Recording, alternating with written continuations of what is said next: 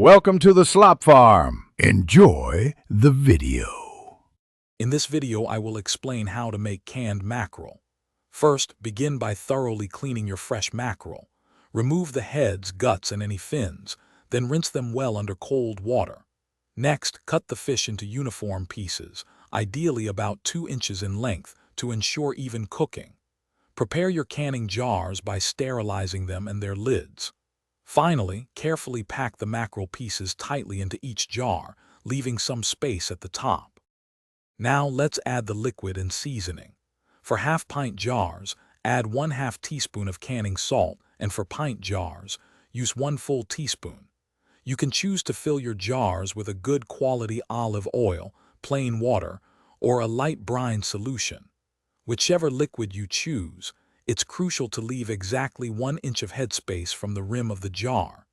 This space is vital for proper sealing during the canning process. The most critical step is pressure canning.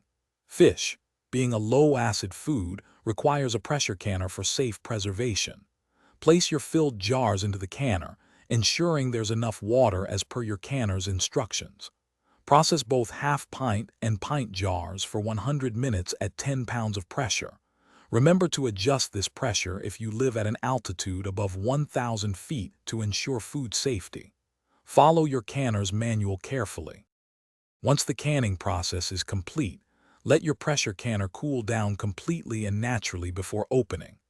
Carefully remove the hot jars and place them on a towel on your counter, allowing them to cool undisturbed for a full 24 hours. After cooling, check each jar's seal by pressing the center of the lid. It should be concave and not flex. Label your successfully sealed jars and store them in a cool, dark place for optimal quality, enjoying them within 1 year. Thanks for watching. Consider subscribing if we helped you today.